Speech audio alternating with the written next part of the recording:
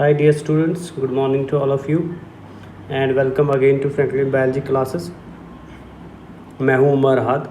तो previous class बेटा हमने जेनेटिक्स शुरू किया था जिसमें थोड़ा बहुत वॉल्यूम का कुछ प्रॉब्लम हुआ है। I am working on that, ठीक है ना।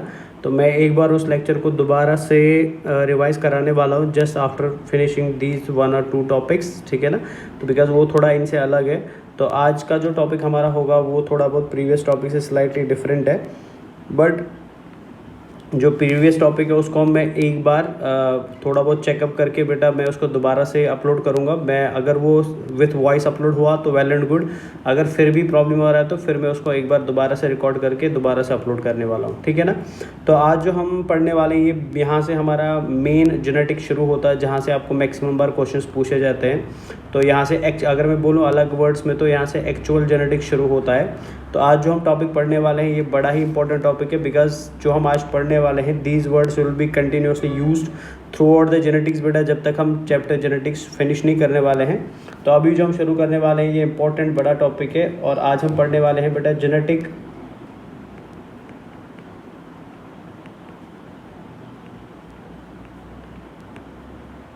आज हम पढ़ने वाले हैं genetic terminology.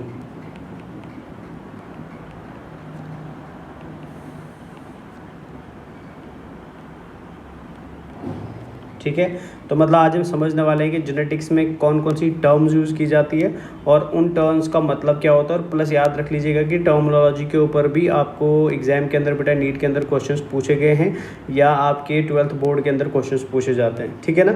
So let's start with the genetic terminology. तो अब पहली टर्म जो हम आज समझने वाले हैं, पहली टर्म जो हम पढ़ने वाले हैं आज जेनेटिक्स टर्मिनोलॉजी के अंदर, तो सबसे पहले हम समझेंगे बिकॉज थ्रू आउट जेनेटिक्स बेटा हमको बार बार यूज़ करना पड़ेगा word character, Mendelian character, Morgan character, characters in pea plant बेटा, characters in drosophila, sex X linked characters, Y linked characters. So सबसे पहले हमको समझना पड़ेगा कि इस कैरेक्टर का मतलब क्या होता है, ठीक है ना। तो फर्स्ट टर्म जो हम समझेंगे आज की क्लास में दैट विल बी कैरेक्टर बेटा। तो हम आज पढ़ेंगे कि कैरेक्टर का मतलब क्या होता है जेनेटिक्स में।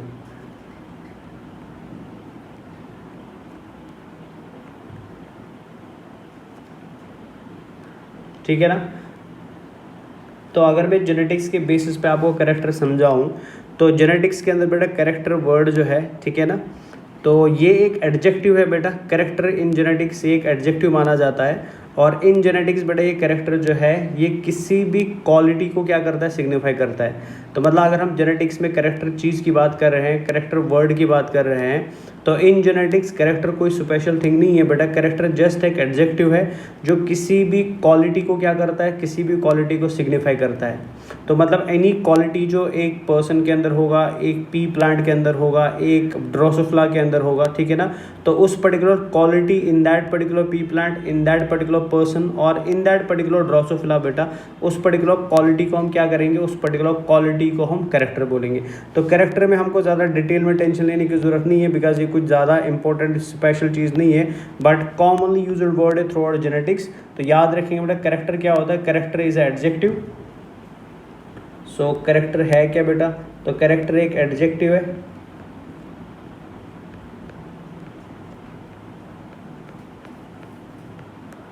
कैरेक्टर एक एडजेक्टिव है बेटा जिसको हम क्या करते हैं, जिसको हम यूज करते हैं, use to signify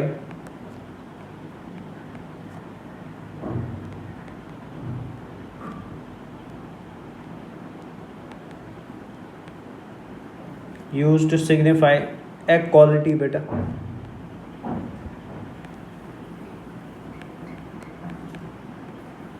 use to signify quality मतलब character is simple, it is a very simple word. और इस सिंपल वर्ड का मतलब क्या होता है बेटा, इस सिंपल वर्ड का मतलब होता है कि अगर आप किसी भी क्वालिटी को सिग्निफाई करने की कोशिश कर रहे हैं, अगर आप किसी भी क्वालिटी को दिखाने की कोशिश कर रहे हैं, तो उस पर्टिकुलर क्वालिटी को जब आप दिखाएंगे बेटा, उस पर्टिकुलर क्वालिटी के बारे में जब आप बात करेंगे, दैट मीन्स आप किसके बारे में बात कर रहे हैं, आप कैरेक्टर के बारे में बात कर रहे हैं। क्लियर है। जैसे फॉर एग्जाम्पल हम सब कुछ एग्जाम्पल्स ले लेते हैं यहाँ पे। फॉर एग्जाम्पल मैं बोल रहा हूँ कि dash person is very tall बेटा, तो मतलब मैं बोल रहा हूँ कि उस पर्सन की हाइट जो है वो बहुत टॉल है। तो ये हाइट जो हो गया, तो हाइट क्या हो गया, हाइट उस पर्सन का कैरेक्टर हो गया बेटा। Very simple and very easy, clear है ना। तो मतलब हाइट एक कैरेक्टर हो गया बेटा, किसका, डैश किसी पर्सन का। सिमिलर तरीके से फॉर एग्जाम्पल मैं बोल रहा हूँ कि उसका कलर बहुत वाइट है, he is very fair in colour बेटा, ठीक है ना। तो कलर उस पर्सन का क्या हो गया, कलर उस पर्सन का अगेन कैरेक्टर हो गया बेटा, ठीक है। हम बोल रहे हैं फॉर एग्जाम्पल पी प्लांट जो है, पी प्लांट बहुत टॉल है, तो उस पी प्लांट की टॉलनेस जो है वो उसकी क्वालिटी है, because tallness is a quality बेटा, ये डॉर्फनेस इज अ क्वालिटी बेटा। तो अगर मैं बोल रहा हूँ कि पी प्लांट टॉल है, दैट मीन्स टॉल बात किसकी चल रही है, हाइट की चल रही है। तो अगेन यहाँ पे क्या आ गया बेटा, अगेन पी प्लांट टॉल है, टॉल हाइट हो गया, तो हाइट अगेन एक करेक्टर हो गया बेटा, क्लियर है ना। तो रिमेंबर याद रखेंगे, very easily and very simple तरीके से याद रखेंगे कि कैरेक्टर जो होता है, कैरेक्टर कोई भी ऐसी क्वालिटी होती है, ठीक है ना। और वो ऐसी क्वालिटी है बेटा जो क्या करती है, जो आप यूज़ करते हैं जेनेटिक्स में। अब हम जेनेटिक्स के अंदर सिमिलर तरीके की क्वालिटी को क्या बोलते हैं, सिमिलर तरीके की क्वालिटी को हम इन जेनेटिक्स क्या नाम देते हैं, इन जेनेटिक्स हम उसको कैरेक्टर नाम देते हैं, क्लियर है ना। एग्जाम्पल्स के तौर पर आप याद रखेंगे, फॉर हाइट एक तरीके की क्वालिटी है, तो मतलब ये एक करेक्टर हो गया बेटा, क्लियर। कलर एक तरीके की क्वालिटी है, तो अगेन बेटा ये एक करेक्टर हो गया, क्लियर है ना। इसी तरीके से पॉड का कलर फॉर एग्जांपल ग्रीन है कि येलो है, तो ग्रीन एंड येलो मतलब ये दोनों कलर को रिप्रेजेंट करे, तो अगेन कलर एक करेक्टर हो गया। फ्लावर की पोजीशन एक्सियल की टर्मिनल है, तो ये अगेन पोजीशन यहाँ पे क्या हो गया, पोजीशन यहाँ पे करेक्टर हो गया। तो इन शॉर्ट सिंपल वे में आप याद रखना पड़ेगा कि किसी भी चीज़ या किसी भी क्वालिटी की अगर आप बात कर रहे हैं इन जेनेटिक्स, तो एक्चुअल में आप किसकी बात कर रहे होते हैं, एक्चुअल में आप बेटा उस पर्टिकुलर चीज़ की करेक्टर या उस पर्टिकुलर चीज़ की जो अंदर बेटा इंपॉर्टेंट फीचर हो, करेक्टरिस्टिक फीचर्स हो गए, उनके बारे में आप बात कर रहे होते हैं, क्लियर है ना। तो अगर मैं यहाँ पे एग्जांपल्स ले लूँ बेटा, थोड़ी सी एग्जांपल्स ले लूँ, तो याद रखेंगे हाइट इज़ अ कैरेक्टर जो हम जेनेटिक्स में बहुत बार यूज़ करने वाले हैं बेटा, clear. Colour is a character जो हम अगेन जेनेटिक्स में बहुत बार यूज़ करेंगे। सिमिलर तरीके से बेटा इसके अलावा position of flower is a character again बेटा जो हम जेनेटिक्स में बहुत बार यूज़ करने वाले हैं। शेप अगेन बेटा, शेप इज़ अ कैरेक्टर, हम देखेंगे पॉड शेप देखेंगे बेटा, ठीक है ना। तो वो अगेन एक क्या हो गया, वो अगेन एक कैरेक्टर ही हो गया। तो यहाँ पे हम एग्जाम्पल्स अगर कैरेक्टर की लिखे तो फॉर एग्जाम्पल बेटा हाइट एक कैरेक्टर है,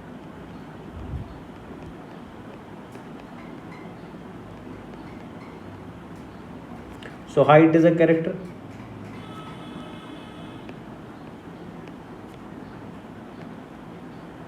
color is a character,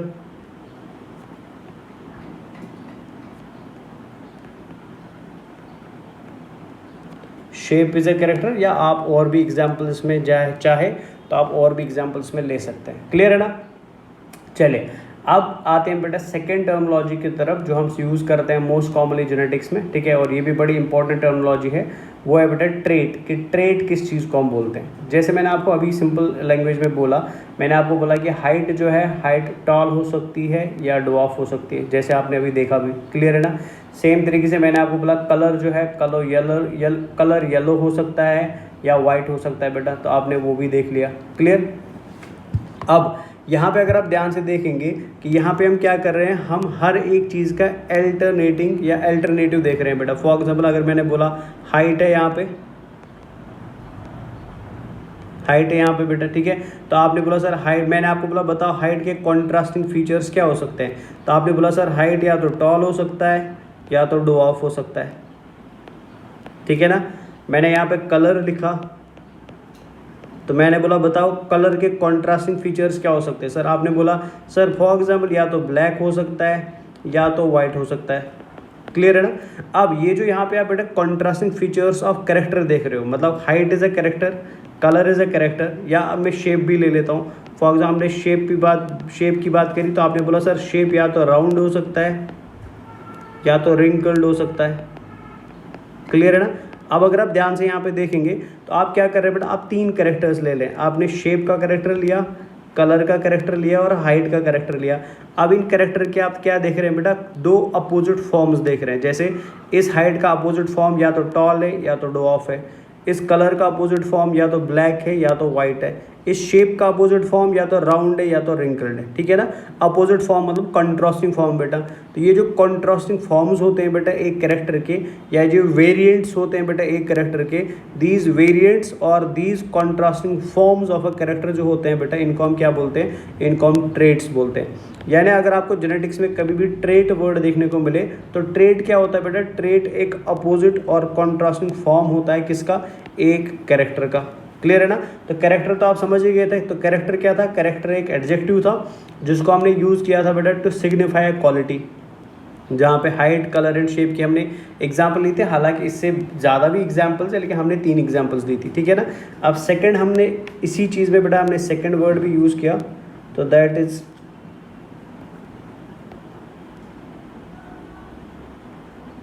trait.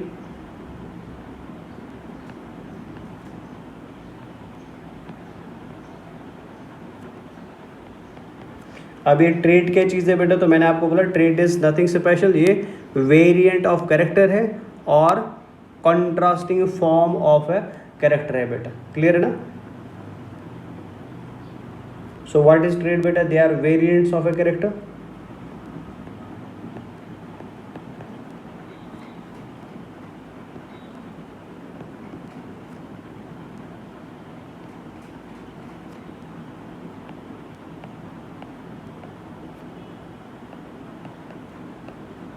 They are variants of a character. जैसे फॉर एग्जाम्पल आपने एग्जाम्पल में देखा था, वेरिएंट ऑफ हाइट क्या है बेटा, टॉल और ड्वार्फ। वेरिएंट ऑफ कलर क्या है बेटा, black and white.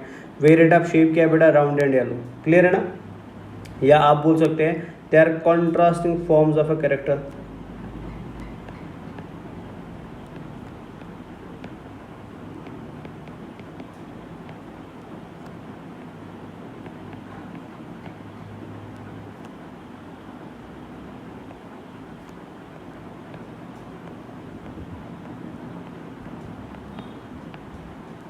Contrasting forms of a character. Clear है ना।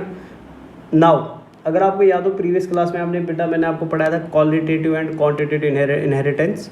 अब मैंने आपको लास्ट टाइम पे बोला था क्वालिटेटिव इनहेरिटेंस एक ऐसा इनहेरिटेंस होता है जहाँ पे एक कैरेक्टर को बेटा एक्सप्रेस करने के लिए आउट ऑफ 2 एलील्स बेटा खाली एक ही एलील रिस्पॉन्सिबल होता है, ठीक है ना। लेकिन क्वांटिटेटिव के अंदर बेटा एडिटिव इफेक्ट देखा जाता है जहाँ पे एक कैरेक्टर को एक्सप्रेस करने के लिए दोनों एलील्स का होना, दोनों एलील्स की प्रेजेंस एंड दोनों एलील्स की एक्टिवनेस बेटा ज़रूरी होती है। अगर 2 में से एक एलील बेटा इनएक्टिव हुआ तो वो क्वांटिटेटिव इनहेरिटेंस कभी भी नहीं दिखा पाएगा। क्लियर है ना। अगर हम ट्रेट की बात करें यहाँ पे तो याद रखना वेरी वेरी इंपॉर्टेंट है। अगर आप क्वालिटेटिव इनहेरिटेंस की बात करते हो तो याद रख लीजिए बेटा हमेशा एक कैरेक्टर के 2 ट्रेट्स होंगे। In case of qualitative inheritance एक कैरेक्टर के हमेशा क्या होते हैं बेटा, 2 ट्रेट्स होते हैं। लेकिन अगर हम बेटा क्वांटिटेटिव की बात करें तो बिकॉज क्वांटिटेटिव में बेटा एनवायरनमेंट बहुत ज़्यादा इफेक्ट करता है ट्रेट्स को, तो वहाँ पे बेटा एक कैरेक्टर के क्या हो सकते हैं, एक से ज़्यादा ट्रेट्स भी हो सकते हैं, ठीक है ना। तो याद रखेंगे, मैं यहाँ पे ऐड कर देता हूँ इसको कि in case of qualitative inheritance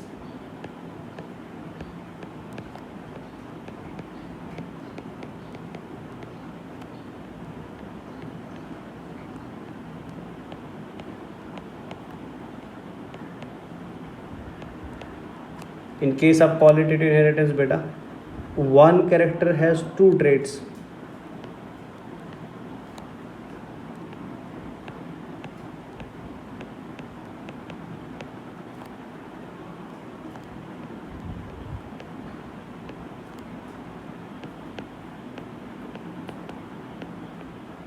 one character has 2 traits और वो 2 ट्रेट्स क्या होंगे बेटा, वो होगा डोमिनेंट, एक ट्रेट डोमिनेंट होगा और एक क्या होगा, एक रिसेसिव होगा, ठीक है ना। लेकिन अगर मैं क्वांटिटेटिव इनहेरिटेंस की बात करूं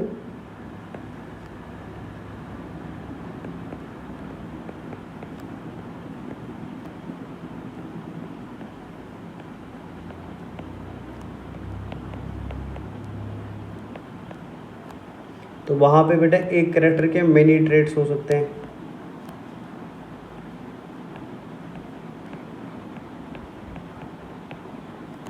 एक कैरेक्टर के मेनी ट्रेट्स होते हैं,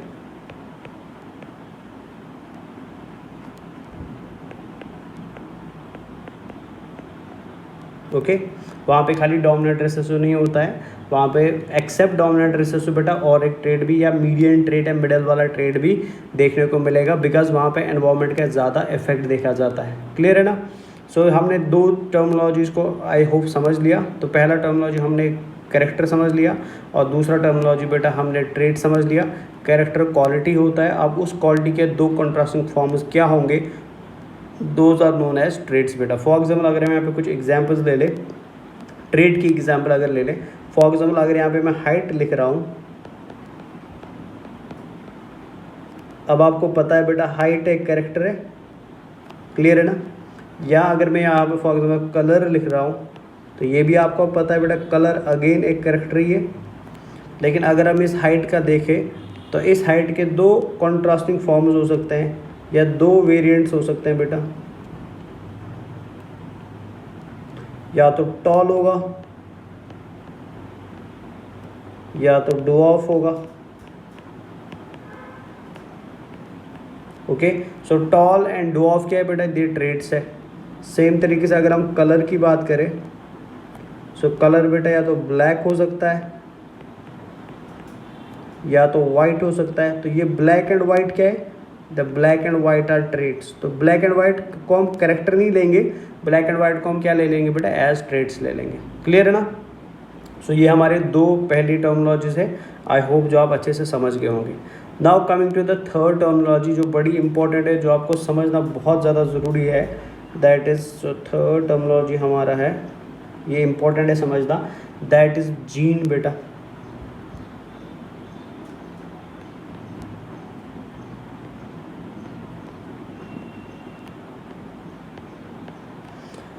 अब ये जीन वर्ड आपने बहुत बार सुना होगा अपनी क्लास 11th में, अपने क्लास 12th में, या उससे पहले भी सुना होगा। आज हम समझेंगे बेटा ये जीन क्या चीज़ है, ये जीन को पहले क्या बोला जाता था, और फिर बाद में बेटा टर्म जीन किसने दिया है। ठीक है, सो फर्स्ट आप समझ लेते हैं बेटा व्हाट इज़ जीन, फिर हम बात करते हैं बेटा इसकी टर्मिनोलॉजीज़ के ऊपर। क्लियर। अब जीन को अगर मैं एक सिंपल तरीके से डिफाइन करूं, तो जीन को हम डिफाइन करते हैं बेटा, जीन एक स्मॉलेस्ट हेरिडिटी यूनिट होता है। ठीक है, तो थोड़ा सा इसको मैग्नीफाई करते हैं। ओके, तो जीन को बेटा बड़े सिंपल तरीके से अगर एक्सप्लेन करना पड़े तो हम बोलते हैं बेटा gene is smallest heredity unit.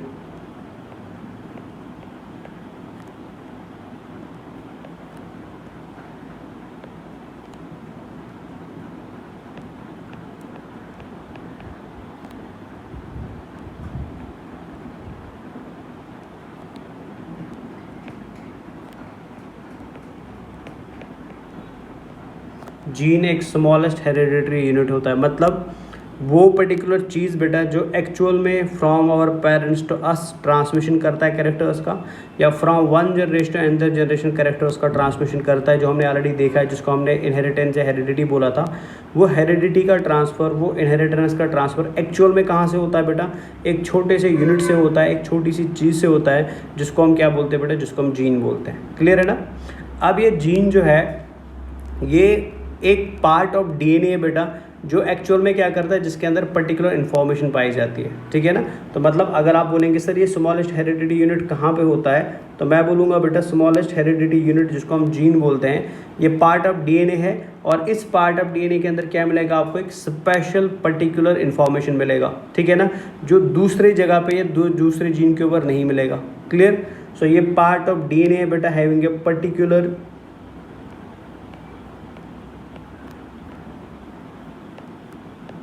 part of DNA having particular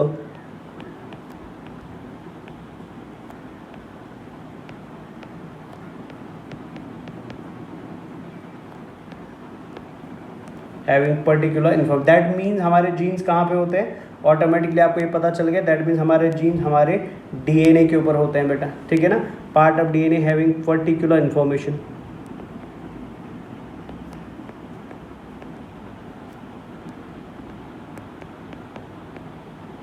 having particular information बेटा। क्लियर है। चलिए, अब अगर देखा जाए कि ये जीन जो है बेटा, जो हम समझ गए कि ये स्मॉलेस्ट यूनिट ऑफ हेरिडिटी है, ये ट्रांसमिशन करता है कैरेक्टर्स का फ्रॉम पेरेंट्स टू और बॉडी। ठीक है ना, ये पार्ट ऑफ डीएनए जिसके ऊपर पर्टिकुलर इन्फॉर्मेशन होता है। अगर एक्चुअल में बेटा चेक करना पड़े हमको कि सर ये बायोकेमिकल नेचर ऑफ जीन जो है, मतलब एक्चुअल में ये जीन किससे बनता है, वो कौन से मॉलिक्यूल्स है जो जीन को बनाते हैं, तो अगर हम उस चीज़ की तरफ देखें तो हमको पता चलता है बेटा कि ये जो जीन है इसका बायोकेमिकल नेचर जो है, बायोकेमिकल नेचर मीन्स कि एक्चुअल में किससे बना है, ये बनता है बेटा बेटा पॉलीन्यूक्लियोटाइड से। तो gene are made of, genes are made of, ये सारे पॉइंट्स इंपॉर्टेंट है बेटा, प्लीज सबको याद रख लेना। Made of polynucleotide.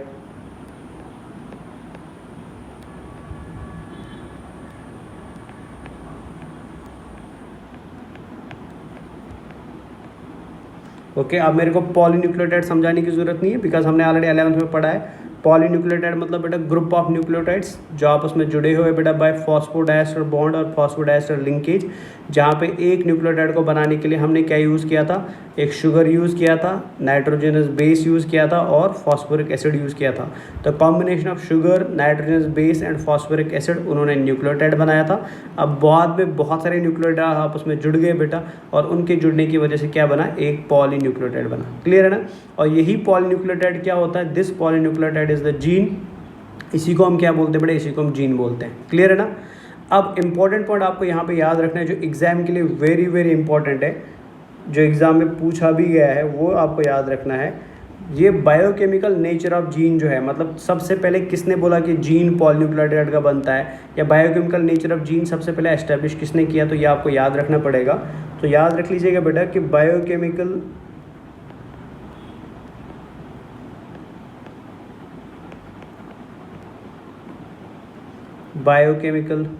Nature of gene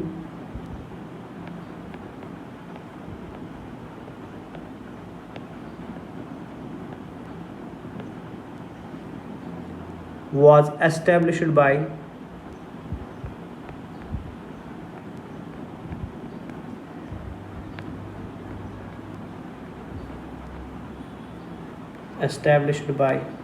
सो ये साइंटिस्ट के नाम याद रखने पड़ेंगे, बाय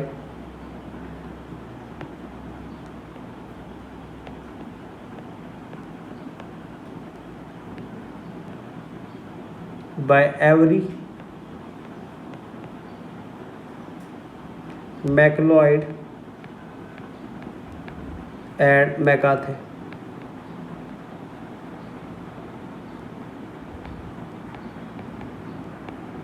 ये बड़ा इंपॉर्टेंट क्वेश्चन है एग्जाम का, ठीक है ना। तो ये याद रखना पड़ेगा आपको, this is important for exam. तो biochemical nature of gene was established by 3 scientist बेटा, और वो 3 साइंटिस्ट कौन थे, वो था Avery, MacLeod and McCarty. Clear है ना। तो अभी तक हमने समझ लिया कि जीन क्या है, ये एक स्मॉलेस्ट हेरिडिटरी यूनिट है।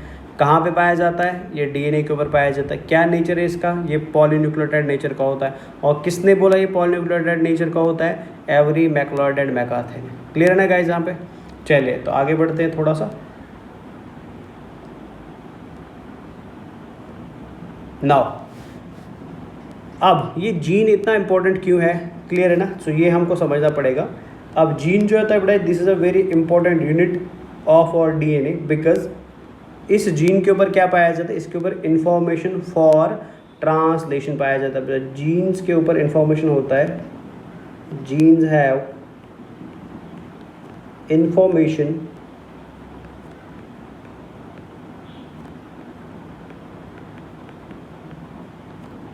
फॉर ट्रांसलेशन बेटा।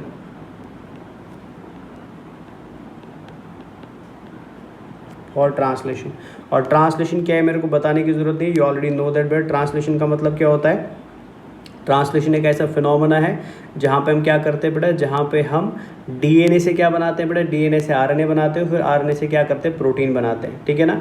तो फॉर्मेशन ऑफ प्रोटीन को हम क्या बोलते हैं बेटा, फॉर्मेशन ऑफ प्रोटीन को हम ट्रांसलेशन बोलते हैं। तो मतलब हमारी बॉडी में जो भी प्रोटीन बनेगा, उस पर्टिकुलर प्रोटीन को बनाने की इन्फॉर्मेशन जो होती है वो एक्चुअल में किसके पास होती है, वो एक्चुअल में जीन के पास होती है। जीन बाद में ये इन्फॉर्मेशन ट्रांसफ़र करेगा एमआरएनए के पास, ठीक है ना, जिसको हम ट्रांसक्रिप्शन बोलेंगे बेटा। एंड फाइनली एमआरएनए से प्रोटीन बनेगा जिसको हम ट्रांसलेशन बोलते हैं। तो मतलब जीन ही वो चीज़ है जो इनडायरेक्टली किसको बनवाता है, जो इनडायरेक्टली बेटा हमारी बॉडी के अंदर प्रोटीन को बनवाता है बाय यूजिंग एमआरएनए बेटा। क्लियर है ना। तो अगर मैं इस सीक्वेंस को यहाँ पर आपके लिए बना भी दूँ तो हमको ऑलरेडी पता है बेटा हमारी बॉडी में जीन होता है या डीएनए बोल दीजिए। तो डीएनए से क्या बना या जीन से क्या बना बेटा, एमआरएनए बना। और एमआरएनए आगे क्या कर रहा है बेटा, प्रोटीन बना रहा है, ये प्रोटीन बना रहा है। क्लियर है ना। अब यहाँ पे जो रिएक्शन चला इसको हमने ट्रांसक्रिप्शन बोला, ट्रांसक्रिप्शन बोला, और यहाँ पे जो प्रोसेस चली उसको हमने ट्रांसलेशन बोला। क्लियर। तो ट्रांसक्रिप्शन मीन्स mRNA का बनना एंड ट्रांसलेशन मीन्स प्रोटीन का बनना। लेकिन प्रोटीन को एक्चुअल में बना कौन रहा है? प्रोटीन को एक्चुअल में बेटा जीन बना रहा है या डीएनए बना रहा है। क्लियर है ना। नाउ अब हमारी बॉडी के अंदर अगर हम ये तो हमने देख लिया जीन हमारी बॉडी में डीएनए के ऊपर पाया जाता है, लेकिन डीएनए कहाँ पे पाया जाता है बेटा, ये भी हमको पता होना चाहिए। तो डीएनए खुद कहाँ पे होता है बेटा? क्रोमोसोम के ऊपर होता है, ये आपको ऑलरेडी पता है। तो मतलब हमारा जीन अगर हम देखें इन सेल कहाँ पे है, तो अगर हम इन सेल के अंदर देखें तो it is present on particular locus on the chromosome बेटा। तो मतलब जीन्स कहाँ पे होते हैं बेटा? हमारी सेल्स के अंदर प्रेजेंट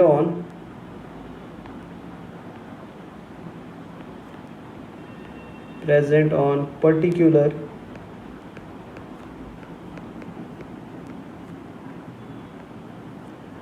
लोकस, लोकस मतलब पोजीशन ऑफ जीन होता है बेटा, ठीक है ना, on the chromosome.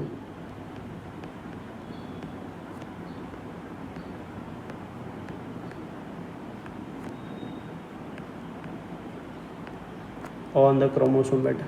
Clear. Now one more thing आपको याद रखनी है जो एग्जाम में ऑलरेडी पूछी गई है कि हमारे डीएनए के ऊपर बेटा जो जीन्स होते हैं ना, they are linearly arranged on a chromosome बेटा। Very very important information. Genes are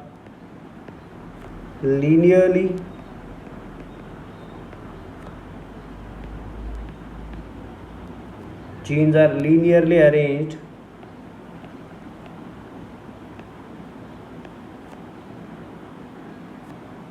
on chromosome।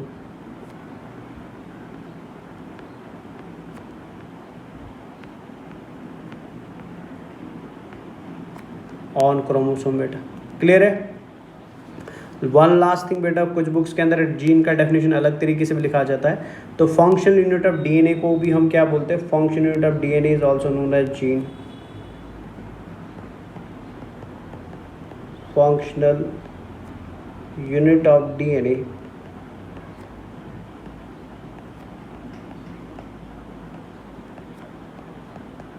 Is gene. मतलब हमारे डीएनए के ऊपर बेटा वो पार्ट या वो हिस्सा जो एक्चुअली में प्रोटीन्स बनाने में मदद करता है, जो एक्चुअली में फंक्शनल है बेटा, उस फंक्शनल पार्ट को हम क्या बोलते हैं? उसी फंक्शनल पार्ट को हम जीन नाम देते हैं। क्लियर है ना। चलिए अब एक और चीज़ आपको याद है, अगर हम टर्मिनोलॉजी की तरफ आ जाए तो टर्मिनोलॉजी में आपको अच्छा बिफोर टर्मिनोलॉजी बेटा और एक चीज़ आपको याद रखनी पड़ेगी।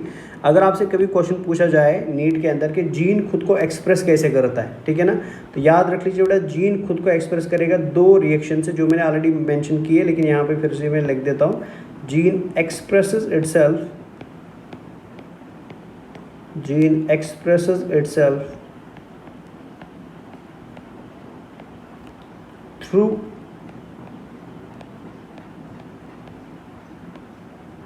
दो रिएक्शंस बेटा, थ्रू ट्रांसक्रिप्शन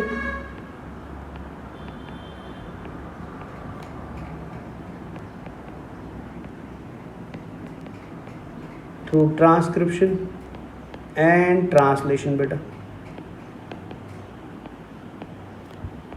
तो याद रखना जीन खुद को जब भी एक्सप्रेस करेगा, जीन का एक्सप्रेशन क्या होता है बेटा? प्रोटीन बनाना होता है। तो जब भी वो प्रोटीन बनाने की कोशिश करेगा it will always go through transcription and translation बेटा। क्लियर। अब आते हैं थोड़ा टर्मिनोलॉजी की तरफ। अब क्वेश्चन ये कि सर क्या पहले भी लोगों को पता था जीन के बारे में? बिल्कुल पता था। सबसे पहले जीन के बारे में पता चला बेटा साइंटिस्ट को, साइंटिस्ट का नाम था बेटा मेंडल, ठीक है ना। लेकिन मेंडल ने बेटा जीन को जीन नहीं बोला, मेंडल ने जीन को क्या बोला बेटा? फैक्टर बोला, ठीक है ना। तो सबसे पहले जीन को बारे में पता चला था बेटा मेंडल को,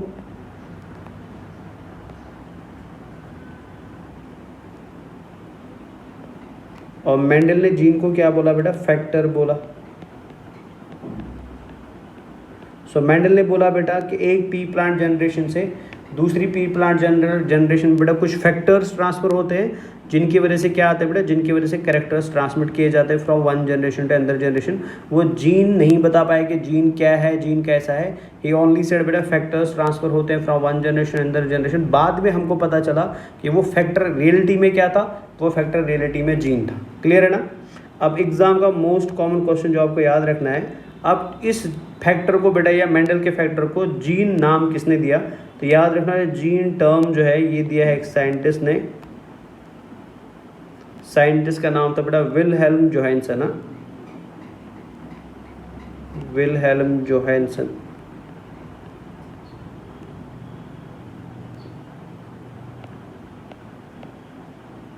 विलहेल्म जोहानसन बेटा, या डब्ल्यू जोहानसन भी आप शॉर्ट में याद रख सकते हैं। क्लियर। चलिए अब आगे बढ़ते हैं। अब हमारी बॉडी के अंदर बेटा जीन्स को 3 ग्रुप्स में डिवाइड किया जाता है। ठीक है, there are 3 groups of genes in our body.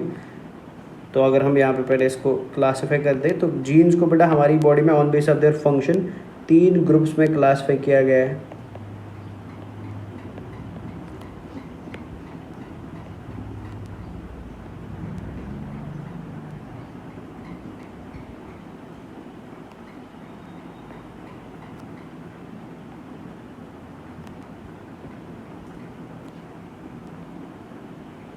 So there are 3 sets of genes on base of function in our body बेटा। उसमें से फर्स्ट सेट ऑफ जीन जो है इसको हम सिस्ट्रॉन बोलते हैं।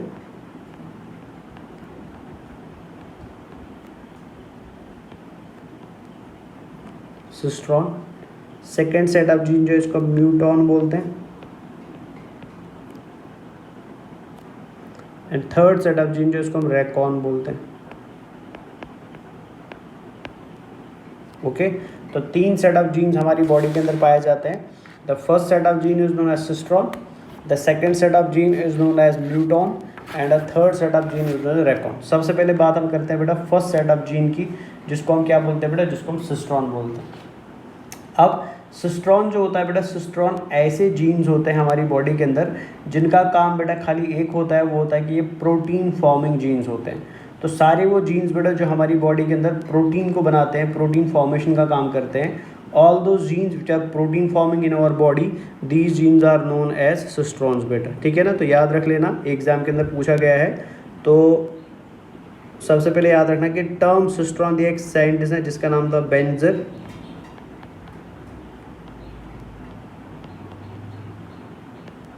बेंजर ने क्या बोला, बेंजर ने बोला हमारी बॉडी के अंदर कुछ स्पेशल ग्रुप ऑफ जीन्स होते हैं जिनका काम खाली नॉर्मल प्रोटीन्स बनाने का होता है। तो those genes which are normal protein forming genes बेटा, इनको हम क्या बोलते हैं, they are known as cistrons.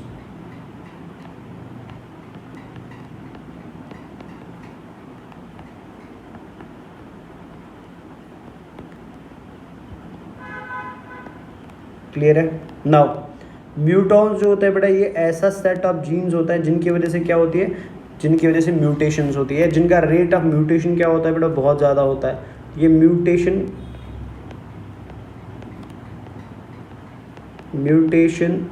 Susceptible jeans होते हैं।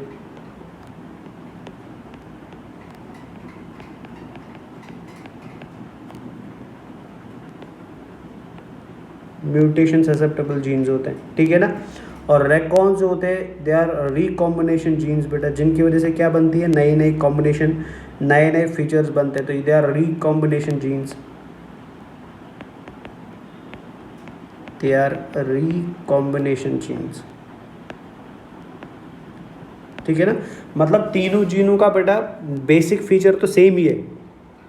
All are present on the DNA, all are linearly arranged, all are parts of DNA बेटा, ठीक है ना। All are smallest units of heredity, but तीनों के फंक्शन के बेसिस पे हमने उनको थोड़ा, all will express through transcription and translation, but तीनों का on base of nature, on base of feature बेटा हमने उनको डिवाइड कर दिया 3 ग्रुप्स में। अगर ये नॉर्मल बॉडी के प्रोटीन्स बनाता तो सिस्ट्रॉन बोलते हैं। अगर इनके अंदर बेटा रेट ऑफ म्यूटेशन ज़्यादा है तो बॉडी में म्यूटेशंस कॉज कराएंगे, इनको म्यूटॉन्स बोलते हैं। और अगर इनके अंदर पावर ऑफ रिकॉम्बिनेशन ज़्यादा है बेटा, ठीक है ना, नए नए कॉम्बिनेशन बनाने की प्रॉपर्टी ज़्यादा है, तो इनको हम क्या बोलते हैं, इनको हम रैकॉन्स बोलते हैं। क्लियर है। So these are the 3 sets of gene जो हमारी बॉडी में प्रेजेंट होते हैं और बहुत इंपॉर्टेंट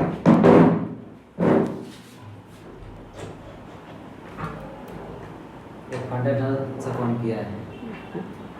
ऑनलाइन क्लास है।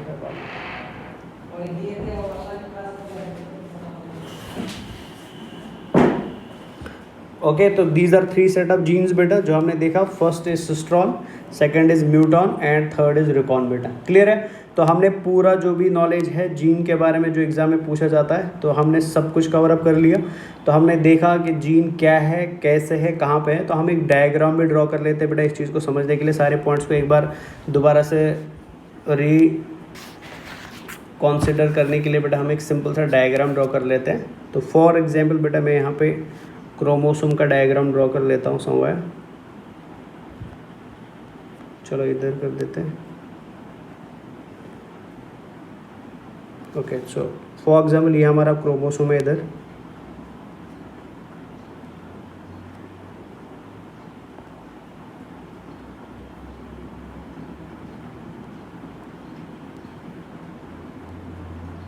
दिस इज क्रोमोसोम बेटा, और हमको पता है कि इस क्रोमोसोम के अंदर डीएनए है।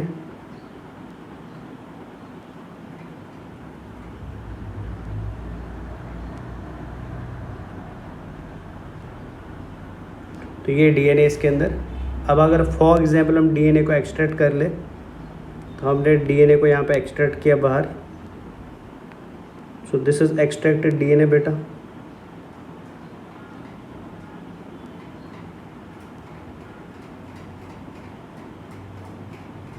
ओके, अब इस डीएनए के अंदर क्या होगा बेटा, इसमें जीन्स होंगे। फॉर एग्जाम्पल मैं कुछ जीन्स ऐड कर देता हूँ इसमें। फॉर एग्जाम्पल ये जीन नंबर 1 है, ये जीन नंबर 2 है, 3, 4। तो ये जीन्स आप यहाँ पे देख रहे हैं। अब देख सकते हैं बेटा ये जीन्स कैसे ये एक दूसरे के कंपैरिजन में लीनियरली अरेंज्ड है। They are arranged one after another बेटा। तो ये लीनियर अरेंजमेंट ऑफ जीन्स हो गया। अब इस पोजीशन ऑफ जीन को बेटा, जो पोजीशन ऑफ जीन है ना यहाँ पे, इस पोजीशन ऑफ जीन को हम क्या बोलते हैं? इसको हम लोके बोलते हैं बेटा, इसको हम लोके बोलते हैं। क्लियर? अब जब ये मान लो फॉर एग्जाम्पल 2 जीन खुद को एक्सप्रेस करना चाहता है। फॉर एग्जाम्पल ये मान लीजिए 2 जीन है बेटा जो खुद को एक्सप्रेस करेगा। अब ये खुद को एक्सप्रेस कैसे करेगा? ये खुद तो डबल स्ट्रैंडेड है बेटा, तो ये क्या करेगा? ये एक सिंगल स्ट्रैंडेड एमआरएनए बनाएगा, और वो एमआरएनए जो आगे जाके साइटोप्लाज्म में क्या करेगा? राइबोसोम्स की मदद से एक प्रोटीन का फॉर्मेशन करेगा, और वही प्रोटीन हमारी बॉडी में हमारे कैरेक्टर को क्या करेगा? डिटरमाइन करेगा कि हम कैसा कैरेक्टर शो ऑफ करने वाले हैं। क्लियर है ना गाइज? चलिए, so this was all about gene बेटा। I hope you are understood gene and different types of genes also. तो ये हो गया फिनिश हमारा जीन। अब हम आते हैं बेटा नेक्स्ट चीज़ की तरफ, वो है बेटा जीनोटाइप एंड फिनोटाइप बेटा। क्लियर? वन मोर थिंग, आप पहले जीनोटाइप फिनोटाइप से बेटा और एक चीज़ पहले समझ लेते हैं हम, फिर हम जीनोटाइप और फिनोटाइप पे जाएंगे। वो है अलील बेटा। सो अलील किस चीज़ को बोलते हैं? तो ये हमारा 3rd था, तो 4th हम अलील समझ लेते हैं। What do we mean by अलील?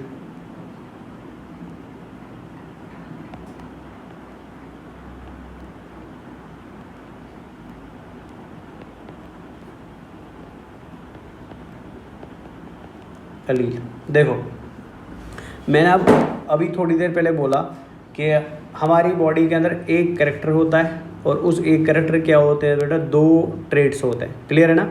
अब आपको याद रखना है कि अगर हम मेंटलिज्म के अकॉर्डिंग चले, जैसे मेंडल ने हमको बोला हुआ है, ठीक है ना, हालांकि आगे फिर हम चेंज करेंगे इसको, लेकिन बिकॉज अभी हम मेंडलिज्म की तरफ फोकस कर रहे हैं, तो मेंडल ने बोला था कि बॉडीज़ के अंदर बेटा एक कैरेक्टर को एक जीन क्या करता है? कोड करता है। मतलब एक जीन की वजह से एक कैरेक्टर आता है। क्लियर है ना? ये तो क्लियर हो गया। तो फॉर एग्जाम्पल अगर हम फॉर एग्जाम्पल 7 कैरेक्टर्स लेंगे तो दैट मीन 7 जीन्स उसके लिए रिस्पॉन्सिबल है। लेकिन हमने देखा कि हर एक कैरेक्टर के 2 कंट्रास्टिंग फॉर्म्स हो सकते हैं अकॉर्डिंग टू मेंडल। ये भी अकॉर्डिंग टू मेंडल है। हालांकि आगे मल्टीपल एलीज मल्टीपल इफेक्ट्स भी पढ़ेंगे, लेकिन अभी बस अकॉर्डिंग टू मेंडल अगर हम चले तो मेंडल ने बोला कि एक कैरेक्टर एक जीन की वजह से कंट्रोल होता है। लेकिन हमने देखा कि कैरेक्टर के 2 फॉर्म्स होते हैं जिनको हमने ट्रेट्स नाम दिया। सो दैट मीन्स बेटा अगर एक जीन की वजह से एक कैरेक्टर आता है, दैट मीन्स बेटा एक कैरेक्टर के अगर 2 ट्रेट्स है तो ऑटोमेटिकली एक जीन के भी क्या होंगे? 2 फॉर्म्स होंगे बेटा, 2 अल्टरनेटिव फॉर्म्स होंगे। So these alternative forms of gene, because एक जीन एक कैरेक्टर देता था, एक कैरेक्टर के दो ट्रेड्स होते थे, तो ऑटोमेटिकली दो ट्रेड्स के लिए फिर क्या होंगे बेटा, दो कॉन्ट्रास्टिंग फॉर्म्स ऑफ जीन्स होंगे। So those contrasting forms of genes और those alternative forms of genes बेटा, उनको हम क्या बोलते हैं, उनको हम अलील्स बोलते हैं। क्लियर है ना। तो मतलब ये है, अगर मैं इसको और थोड़ा बेटर तरीके से समझाऊँ आपको, मतलब ये है बेटा, फॉर एग्जाम्पल अगर मैं आई कलर जीन की बात करूँ, तो आई कलर जीन फॉर एग्जाम्पल मेरे क्रोमोसोम नंबर 1 पे है, ठीक है ना। और हमको पता होता है कि हमारी बॉडी में होमोलॉगस क्रोमोसोम्स होते हैं, तो मतलब मेरी बॉडी में क्रोमोसोम नंबर 1 फादर से भी आया होगा, क्रोमोसोम नंबर 1 मदर से भी आया होगा, ठीक है ना। अब मान लीजिए फॉर एग्जाम्पल इस पोजीशन पे मेरी बॉडी में क्रोमोसोम 1 के ऊपर बेटा आई कलर का जीन है, तो अगर ये होमोलॉगस है तो ऑटोमेटिकली इधर भी क्या होगा, होमोलॉगस क्रोमोसोम के ऊपर इधर भी आई कलर का ही जीन होगा। तो दैट मीन्स मेरी बॉडी में आई कलर के लिए कितने जीन्स हैं, 2 जीन्स है बेटा। क्लियर है ना। अब ये 2 जीन्स क्या हो सकते हैं, ये स्लाइटली कैरेक्टर में डिफर हो सकते हैं। फॉर एग्जांपल मदर की तरफ से जो आई कलर जीन आ रहा है वो मेरे को ब्लू आइज देगा, लेकिन इधर से जो फादर की तरफ से आई कलर का जीन आ रहा है फॉर एग्जाम्पल वो ब्राउन आइज देगा।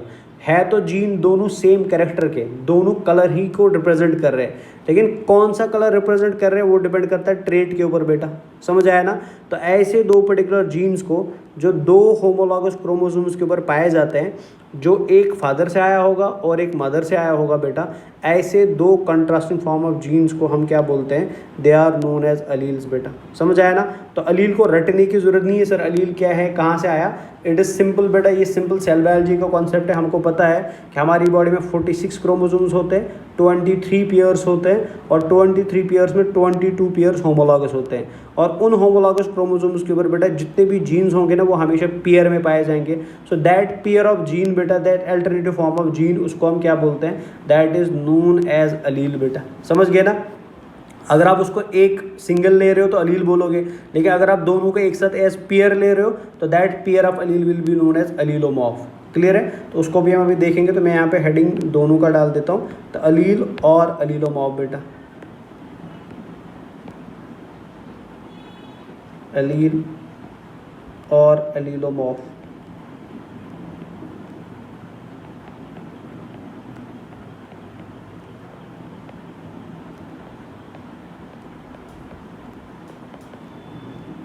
तो क्या है ये अलील और अलीलोमॉर्फ, तो इसको समझ लेते हैं हम। सबसे पहले याद रखेंगे टर्म अलील जो है ये दिया है साइंटिस्ट ने, टर्म अलील जो है बेटा ये साइंटिस्ट ने दिया है, साइंटिस्ट का नाम है बैटिसन।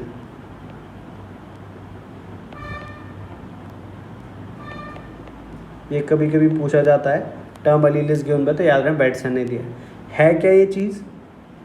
तो ये हमने समझ लिया बेटा। What is allele, allele is alternative form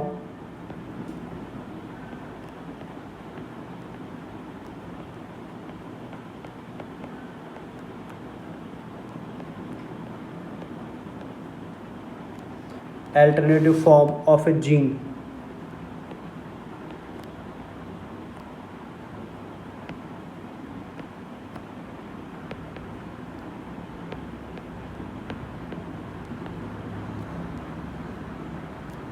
is known as allele बेटा।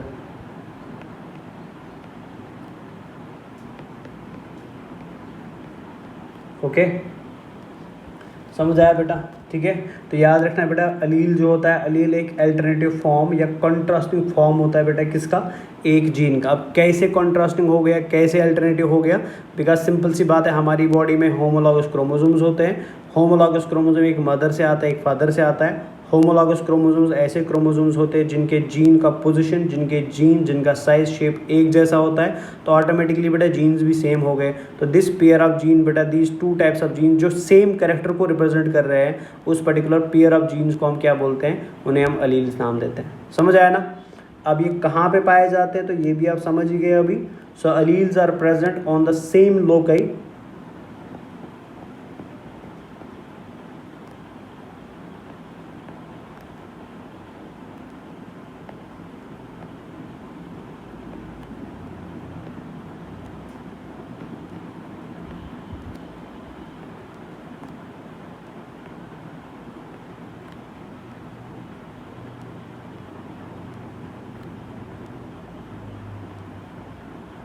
on the same loci means position beta of homologous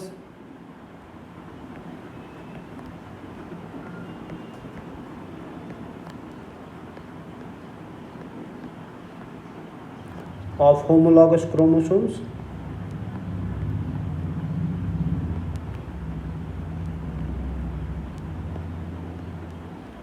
of homologous chromosomes बेटा, and they determine same function, मतलब इनका कैरेक्टर क्या होगा, सेम होगा।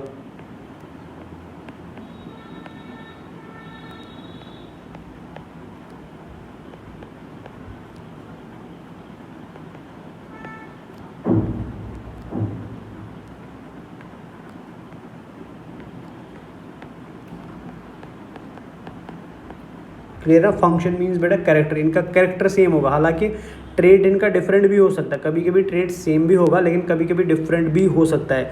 लेकिन ओवरऑल अगर मैं कैरेक्टर की बात करूं, कैरेक्टर हमेशा कैसा रहेगा, सेम रहेगा। जैसे फॉर एग्जाम्पल मैं आपको एक एग्जांपल दे देता हूं। फॉर एग्जाम्पल मान लीजिए, फॉर एग्जाम्पल ये हमारी बॉडी में एक क्रोमोसोम है, ये हमको मदर से मिला हुआ क्रोमोसोम नंबर 1 ऑफ मदर, और ये दूसरा क्रोमोसोम है। आप देख सकते हैं सेम शेप एंड साइज है बेटा। फॉर एग्जाम्पल ये फादर का क्रोमोसोम नंबर 1 है, समझने के लिए, ठीक है ना। मान लीजिए फॉर एग्जाम्पल कि इस क्रोमोसोम के ऊपर बेटा, इस लोके के ऊपर, इस लोके के ऊपर हमारे हाइट का जीन है, ठीक है ना। तो हाइट के जीन को हम टी से रिप्रेजेंट करते हैं। फॉर एग्जाम्पल हमको हाइट के लिए फादर से जो जीन मिला है वो कैपिटल, सॉरी मदर से जो जीन मिला है हाइट का वो कैपिटल टी है, मतलब टॉलनेस का जीन है। फादर से भी कैपिटल टी मिल सकता है, तो मतलब यहाँ पे फंक्शन सेम हो गया, यहाँ पे कैरेक्टर भी सेम हो गया और ट्रेड भी सेम हो गया, समझ गए ना।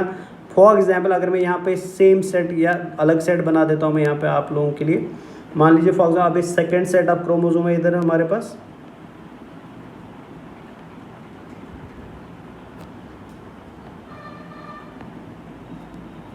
अगेन ये होमोलॉगस क्रोमोसोम्स है, सेम शेप एंड साइज है दोनों का। अब मान लीजिए फॉर एग्जाम्पल इस बार इस लोके के ऊपर जो हमको मदर से मिला हुआ जीन है, मतलब M1 ले लेते हैं, दोबारा से F1 ले लेते हैं, तो वो कैपिटल T मिला है, तो मतलब कैरेक्टर अगेन सेम है, कैरेक्टर हाइट है। अब हमको यहाँ पे हाइट का कौन सा जीन मिला है, कौन से ट्रेट का जीन मिला है, टॉलनेस का मिला है। अब फॉर एग्जाम्पल इस बार फादर से क्या मिला, स्मॉल टी मिला, तो इस बार ट्रेट क्या हो गया, चेंज हो गया। तो मतलब इन शॉर्ट कैपिटल टी हो या स्मॉल टी हो, बोथ आर जीन्स बेटा, दोनों जीन्स का कैरेक्टर है हाइट, लेकिन अब कैरेक्टर बेटा सेम हो सकता है। फॉर एग्जाम्पल टॉल टॉल हो सकता है या कभी टॉल डॉर्फ भी हो सकता है। तो दीज टू जीन्स बेटा जो दो होमोलॉगस क्रोमोसोम्स के ऊपर है, they are known as alleles. Clear है ना। अगर मैं इस ग्रुप को एक साथ ले लूँ, मतलब अगर मैं इसको अब ऐसे ले लूँ, कैपिटल टी स्मॉल टी को एक साथ ले लूँ, दिस पेयर ऑफ अलील्स बेटा, इसको हम क्या बोलेंगे, इसको हम अलीलोमॉर्फ बोलेंगे। क्लियर है ना। तो मतलब अलील कुछ इंपॉर्टेंट खतरनाक चीज़ नहीं है, it is just a gene और it is just two genes बेटा which are present on two homologous chromosomes. Clear ना। होमोलॉगस क्रोमोसोम मैंने आपको बता दिया, they are those chromosomes which are similar in shape, size and position of their genes. Clear. चलिए अब alleles बेटा common function को रिप्रेजेंट करेंगे कि डिफरेंट फंक्शन को रिप्रेजेंट करेंगे, just guess it out. Very good बेटा, alleles represent a common function बेटा।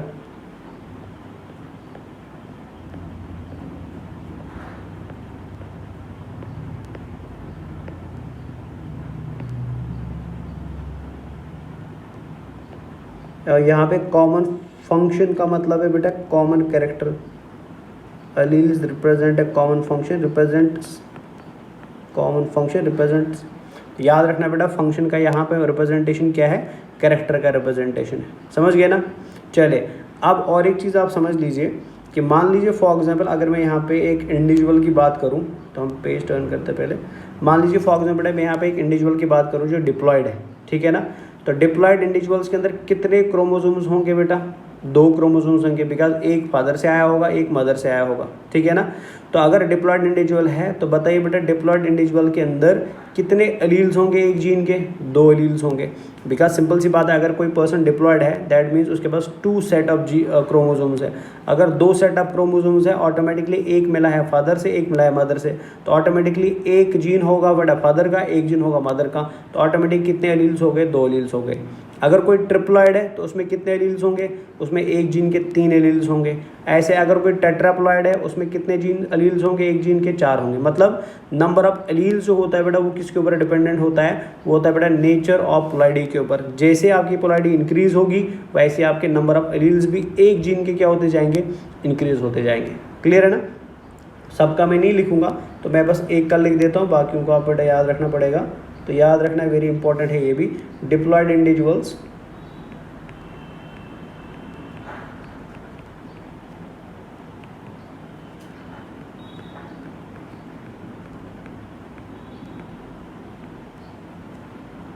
have 2 alleles for one gene.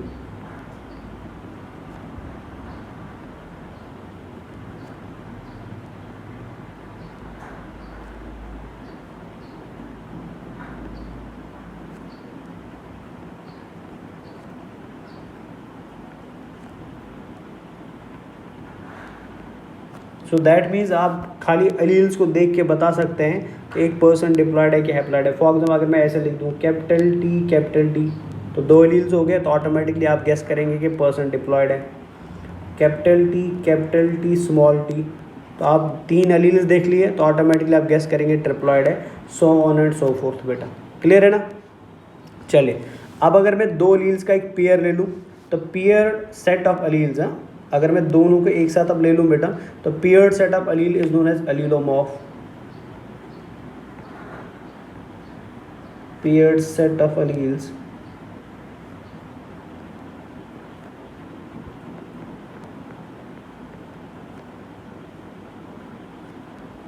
is known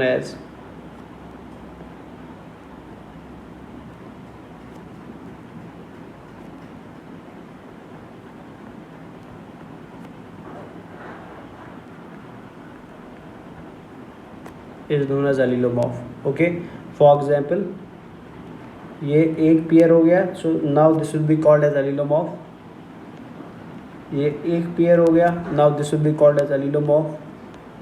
ये और एक पेयर हो गया, now this will be called as allelomorph. मतलब अगर आप 2 अलील्स को एक साथ लिख रहे हैं सो ग्रुप ऑफ और pair of allele is always known as allelomorph. Clear है ना। अब अकॉर्डिंग टू मेंडल बेटा allelomorph कंडीशन जो होती है वो 3 टाइप की होती है, 3 प्रकार की होती है, ठीक है ना। So according to Mendel allelomorph condition जो है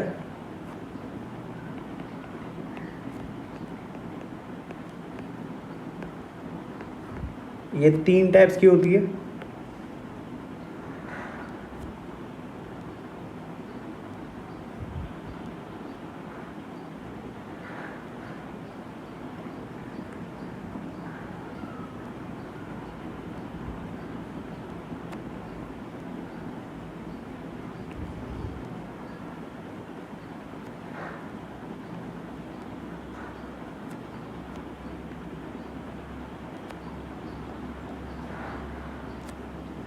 The first allelomorph condition is known as homozygous dominant.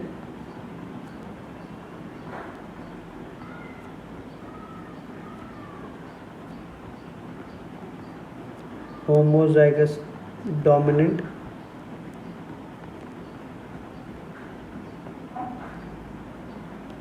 This is first allelomorph condition. The second condition is known as heterozygous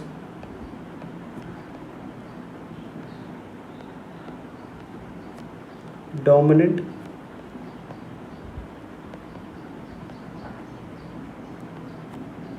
And third is known as homozygous recessive.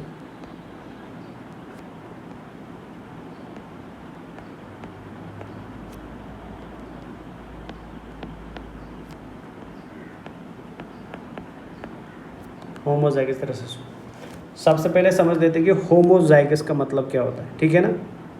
देखो homozygous बेटा ऐसी condition होती है जहाँ पे आपको पेरेंट से 2 homologous chromosomes मिलेंगे। तो ये मिला एक homologous chromosome from the father, ये दूसरा होमोलॉगस क्रोमोसोम मिला बेटा फ्रॉम मदर। ओके, अब अगर इन होमोलॉगस क्रोमोसोम्स के ऊपर, ये 2 होमोलॉगस क्रोमोसोम है ना, अगर इनके ऊपर बेटा दोनों के ऊपर same type of gene present हुआ, ठीक है, और वो जीन सेम होने के साथ साथ कैसे होंगे बेटा, डोमिनेंट होंगे। अब डोमिनेंट क्या होता है, बस अभी आप नाम याद रख लो, आगे मैं डोमिनेंट को भी समझाऊंगा डोमिनेंट क्या है, रिसेसिव क्या है। तो अभी बस इतना याद रख लीजिए आप कि अगर आपको थ्रू पेरेंट्स बेटा 2 होमोलॉगस क्रोमोसोम मिले, एक मिला है बेटा फ्रॉम फादर और एक मिला है बेटा फ्रॉम मदर, और उन 2 होमोलॉगस क्रोमोसोम्स के ऊपर same type of gene present है, और साथ में वो सेम टाइप ऑफ जीन क्या है, डोमिनेंट है। फॉर एग्जांपल इधर आपको मिला है बेटा एक जीन फादर से और वो है बेटा फॉर एग्जांपल ए, डोमिनेंट को हम हमेशा कैपिटल लेटर्स में लिखते हैं, और इधर भी आपको बेटा जीन मिला है और वो भी क्या है बेटा, वो भी ए ही है, मतलब कैपिटल ए ही है। तो ऐसी पर्टिकुलर कंडीशन को हम क्या बोलते हैं, होमोजाइगस बोलते हैं। ठीक है, होमो मतलब सेम बेटा, जाइगस का मतलब क्या होता है बेटा, जीन होता है। तो मतलब आपको सेम तरीके के 2 जीन्स मिले हैं और प्लस वो दोनों क्या है बेटा, डोमिनेंट है। ऐसी पर्टिकुलर कंडीशन को हम क्या बोलते हैं, होमोजाइगस डोमिनेंट बोलते हैं। क्लियर है ना। जब भी हम जीनोटाइप को बेटा कैलकुलेट करेंगे ना, आगे हमें रेशो ऑफ जीनोटाइप्स कैलकुलेट करने हैं, तो जीनोटाइप के रेशो को हम बेटा हमेशा कैलकुलेट करते हैं बाय सीइंग कि जीनोटाइप हमारा होमोजाइगस डोमिनेंट है, हेटेरोजाइगस डोमिनेंट है कि होमोजाइगस रिसेसिव है। तो इसलिए बड़ा इंपॉर्टेंट है, याद रखना। तो पहली एलिलोमॉर्फ कंडीशन कैसी हो सकती है, होमोजाइगस डोमिनेंट हो सकती है। होमोजाइगस डोमिनेंट का मतलब क्या हुआ, होमोजाइगस डोमिनेंट का मतलब हुआ अगर दोनों जीन्स एक तो डोमिनेंट होंगे और एक जैसे होंगे बेटा, सिमिलर टाइप के होंगे। क्लियर है ना। अब अगर हम बेटा हेट्रोजाइगस की बात करें तो हेट्रोजाइगस कैसा हो सकता है, तो इसको भी देख लेते हैं। फॉर एग्जांपल सेम कंडीशन, अगर एक क्रोमोसोम मिला है फादर से, ठीक है, और दूसरा क्रोमोसोम मिला है मदर से, मदर से। अब इस क्रोमोसोम के ऊपर बेटा जीन है कैपिटल ए, मतलब डोमिनेंट जीन है। क्लियर। और इधर भी ए ही है बट वो स्मॉल ए है बेटा, तो दैट मीन्स यहाँ पे डिफरेंट पैटर्न प्रेजेंट है। क्लियर है ना। यहाँ पे प्रेजेंट था 1 मिनट, यहाँ पे प्रेजेंट ये फादर से आया हुआ है, ये मदर से। यहाँ पे प्रेजेंट था बेटा capital A, but in this case बेटा यहाँ पे एक साइड से है कैपिटल ए, दूसरे साइड से स्मॉल ए। मतलब जीन्स तो है सेम कैरेक्टर के, जीन्स तो है बेटा सेम कैरेक्टर को रिप्रेजेंट करने वाले, लेकिन दोनों जीन्स कैसे बेटा डिफरेंट है, एक ज़्यादा पावरफुल है, एक थोड़ा वीक है। तो ऐसी कंडीशन को हम क्या बोलते हैं, हेट्रोजाइगस डोमिनेंट। अब यहाँ पे मैंने हेट्रोजाइगस डोमिनेंट क्यों बोला, बिकॉज जीतेगा कौन बेटा, जीतेगा यही डोमिनेंट वाला, इसलिए हेट्रोजाइगस डोमिनेंट। क्लियर है ना। एंड फाइनली लास्ट वाला, अगेन सेम केस बेटा, मान लीजिए पेरेंट से आपको मिला, फादर से मिला ये वाला क्रोमोसोम, मदर से मिला ये वाला क्रोमोसोम। क्लियर। अब इस बार कंट्रीब्यूशन क्या है, इस बार कंट्रीब्यूशन है स्मॉल ए एंड स्मॉल ए बेटा, मतलब दोनों वीक जीन्स है। ये कंडीशन ऐसी होगी स्मॉल ए, तो इस पर्टिकुलर कंडीशन को हम क्या बोलते हैं, इसको हम होमोजाइगस रिसेसिव बोलते हैं। समझ गए ना। तो याद रखना होमोजाइगस डोमिनेंट मतलब ऐसा एलीलोमॉर्फ कंडीशन जहाँ पे 2 जीन्स है और दोनों डोमिनेंट है, या 2 अलील्स है और दोनों डोमिनेंट है। हेट्रोजाइगस डोमिनेंट मतलब बेटा जहाँ पे 2 अलील्स है उसमें से एक डोमिनेंट है और एक रिसेसिव, एक तो पावरफुल है और एक थोड़ा सा वीक है। एंड होमोजाइगस रिसेसिव मतलब जहाँ पे 2 अलील्स है और दोनों कैसे बेटा, दोनों वीक है। ये 3 क्या होती है, दीज आर द 3 एलीलोमॉर्फ कंडीशंस जो हमको पी प्लांट के अंदर देखने को मिलती है, या ओवरऑल जेनेटिक्स में हमको इनको देखना पड़ेगा। क्लियर है ना। तो ये तो क्लियर हो गया। अब हम आते हैं इस चीज़ के ऊपर कि सर ये डोमिनेंट क्या होता है और ये रिसेसिव क्या होता है, ये हमको समझ नहीं आया। तो हम समझ लेते हैं what do we mean by dominant and what do we mean by recessive. तो नंबर हमारा था 4। Okay, this is 5 number.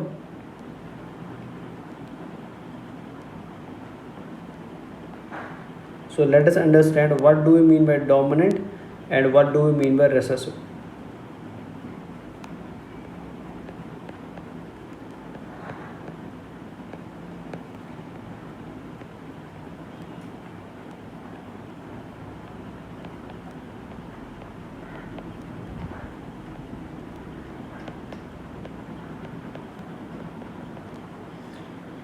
सबसे पहले डेफिनेशन लिख देता हूँ, फिर मैं इसको एक्सप्लेन भी करूँगा। ठीक है ना। हम ऐसे जीन को बेटा डोमिनेंट जीन बता सकते हैं, हम ऐसे जीन को बेटा डोमिनेंट जीन बताएंगे जो खुद को एक्सप्रेस करेगा both in the homozygous and heterozygous condition. ठीक है ना। तो डोमिनेंट जीन बेटा ऐसा जीन होता है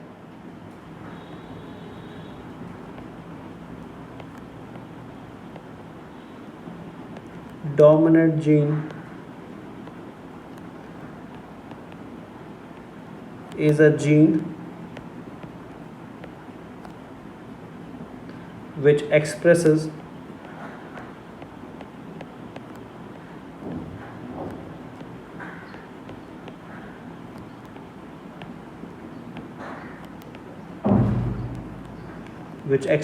itself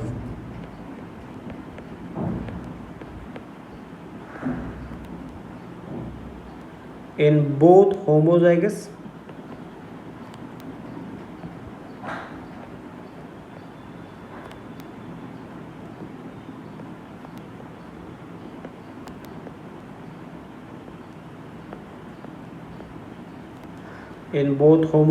that means this condition, and heterozygous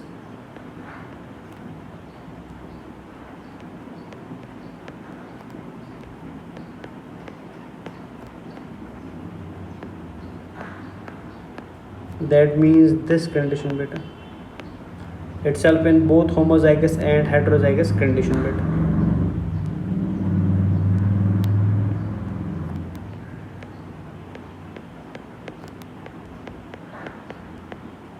okay, so ऐसा पर्टिकुलर जीन बेटा जो खुद को एक्सप्रेस कर सके, चाहे वो होमोजाइगस कंडीशन में हो या हेट्रोजाइगस कंडीशन में हो, ऐसे पर्टिकुलर जीन को हम क्या बोलते हैं, उसको हम डोमिनेंट जीन बोलते हैं. For example, just to understand this, for example अगर मैं यहाँ पर लिख रहा हूँ कि एक पी प्लांट जो है बेटा उसका जीनोटाइप है कैपिटल टी, ठीक है ना, और दूसरा पी प्लांट है बेटा उसका जीनोटाइप है capital T small T. Clear. अब मैं आपसे पूछता हूँ, बताइए ये पी प्लांट कैसा होगा, टॉल होगा कि डॉफ होगा? तो your answer will be always sir ये टॉल होगा, बिकॉज दोनों जीन्स डोमिनेंट है. क्लियर है ना. अब मैंने यहाँ पे आपको बोला बताओ यहाँ पे पी प्लांट कैसा होगा, आपने यहाँ पे भी टॉल ही बोला. अब आप दोनों जगह पे टॉल क्यों बोल रहे हैं? बिकॉज इस वजह से बोल रहे हैं, बिकॉज इन दिस केस बेटा जब ये दोनों एलील्स होमोजाइगस डोमिनेंट कंडीशन में थे तब भी इन्होंने एक्सप्रेस कर दिया, फॉर एग्जाम्पल तब भी इसने एक्सप्रेस कर दिया. लेकिन जब यही अलील बेटा हेट्रोजाइगस डोमिनेंट कंडीशन में पहुंच गया, वहाँ पे भी इसने क्या कर दिया, खुद को एक्सप्रेस कर दिया. तो मतलब ये एक ऐसा अलील है जो अगर अपने जैसे अलील के सामने होगा तब भी अपना इफेक्ट दिखाएगा, या किसी कमज़ोर के सामने होगा, अपने से अलग अलील के सामने होगा, तब भी क्या करेगा, अपना ही इफेक्ट दिखाएगा. ऐसे पर्टिकुलर अलील को हम क्या बोलते हैं, इसको हम डोमिनेंट अलील बोलते हैं. समझ आया ना. तो याद रखना बेटा, डोमिनेंट एलील का मतलब क्या होता है? डोमिनेंट एलील का मतलब होता है ऐसा पर्टिकुलर टाइप ऑफ अलील जिसके पास पावर होती है, जिसके पास शक्ति होती है, जिसके पास कैपेसिटी होती है टू एक्सप्रेस इटसेल्फ. चाहे आप उसको अपने जैसे बंदे के साथ लड़ाओ या अपने से कमज़ोर के साथ लड़ाओ, अपने जैसे पावरफुल के साथ लड़ाओगे तब भी एक्सप्रेस करेगा, अपने से कमज़ोर से लड़ोगे तब तो एक्सप्रेस करेगा ही करेगा. ऐसे पर्टिकुलर अलील्स को हम क्या बोलते हैं, इनको हम डोमिनेंट अलील्स बोलते हैं. समझ गए ना. चलिए, अब रिसेसिव का मतलब क्या हो गया फिर, तो ये भी देख लेते हैं. तो रिसेसिव जीन एक ऐसा जीन होगा बेटा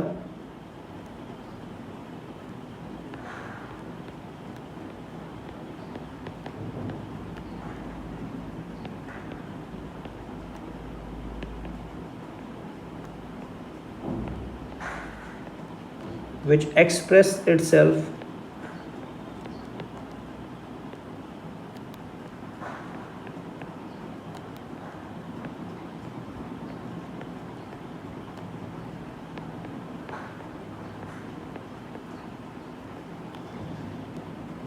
only during homozygous recessive condition.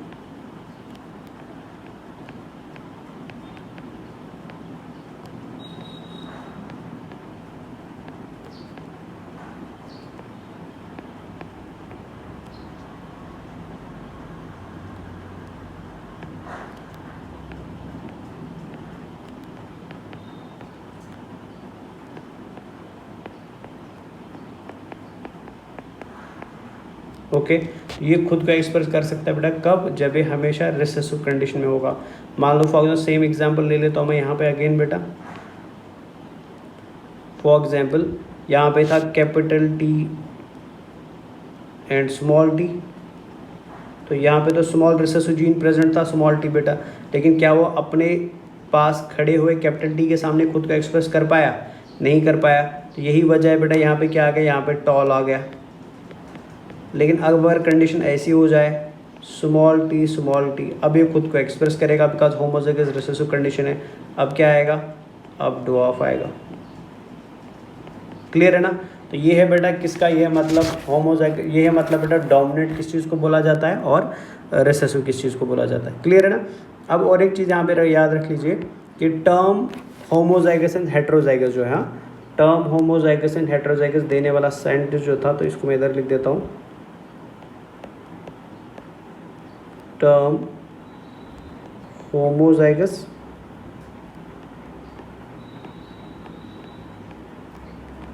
And heterozygous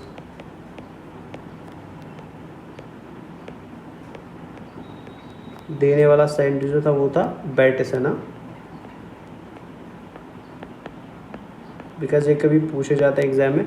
अब होमोजाइगस क्या है बेटा, वो आपको समझ आ गया। जब एक सेल के पास बेटा दो आइडेंटिकल जीन्स होंगे उसको हम होमोजाइगस बोलते हैं, चाहे वो कैपिटल ए हो या स्मॉल ए हो। अगर एक सेल के पास बेटा दो डिफरेंट एलील्स है बेटा, एक जीन के दो डिफरेंट एलील्स है, तो उसको हम क्या बोलते हैं, हेट्रोजाइगस बोलते हैं। जैसे फॉर एग्जाम्पल कैपिटल ए और स्मॉल ए, कैपिटल टी और स्मॉल टी। बेटा समझ गए ना।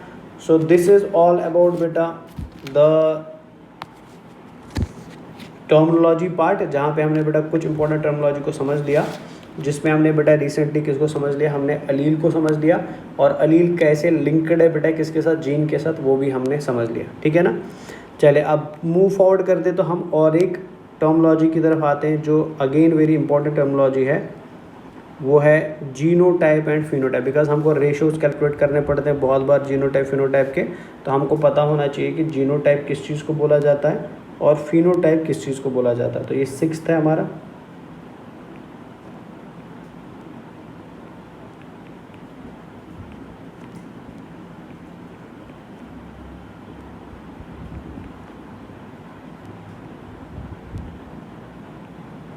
तो सबसे पहले समझ लेते हैं what do we mean by genotype. ठीक है ना।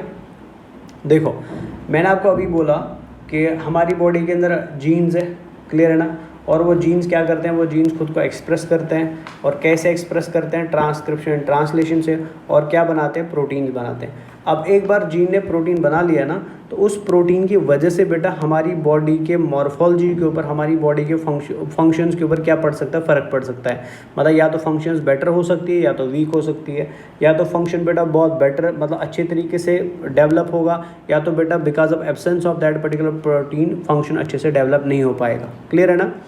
अब आपकी बॉडी के अंदर बेटा एक फंक्शन के किस प्रकार के जीन्स है, आपकी बॉडी के अंदर बेटा एक फंक्शन को दिखाने के लिए कौन सा सेट ऑफ जीन्स प्रेजेंट है, क्या वो सेट बेटा स्ट्रॉन्ग है, क्या वो बेटा सेट वीक है, उस पर्टिकुलर जेनेटिक कॉन्स्टिट्यूशन को जो आपकी बॉडी के अंदर सेल्स के अंदर है, दैट पर्टिकुलर जेनेटिक कॉन्स्टिट्यूशन को हम क्या बोलते हैं बेटा, उसको हम जीनोटाइप बोलते हैं। ठीक है ना। तो मतलब जीनोटाइप अगर मैं देखूँ तो ये रिप्रेजेंट करता है बेटा genetic constitution of an individual with respect to character of interest. For example अगर मैं हाइट की बात करूं तो हाइट के लिए मेरी बॉडी में किस तरीके के जीन्स हैं, वो मेरा जीनोटाइप हो गया।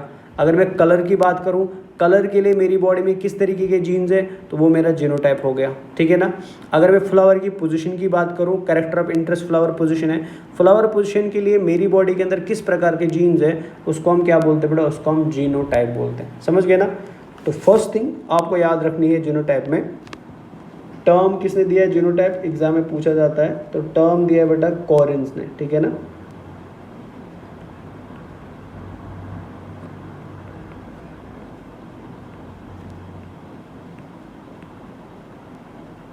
कॉरेंस, ठीक है, या पूरा नाम आप याद रख सकते हैं, कार्ल कॉरेंस। अब कुछ बुक्स बेटा जोहानसन भी लिख सकती है, तो आप देख लीजिएगा,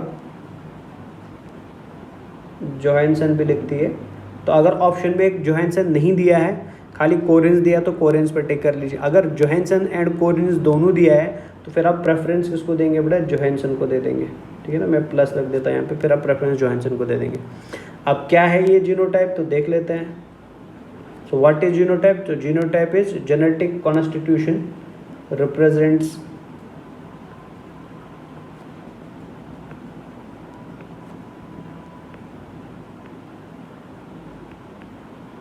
it represents the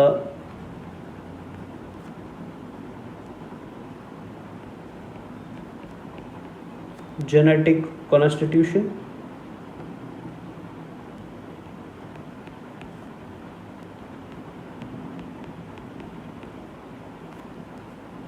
of an organism or individual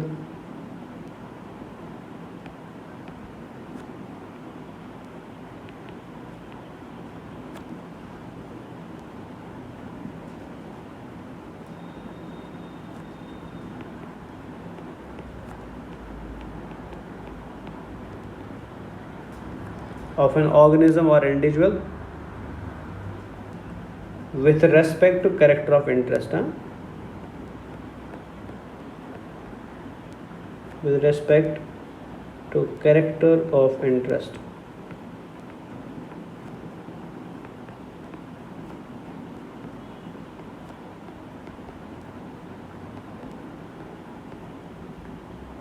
means आप कौन सा कैरेक्टर की बात कर रहे हैं उसके अकॉर्डिंग बेटा हम क्या किसको एक्सप्लेन करते हैं, एक जीनोटाइप का एक्सप्लेन करते हैं। क्लियर है ना।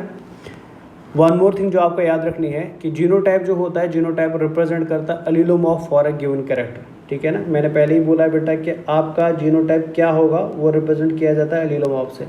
तो genotype represents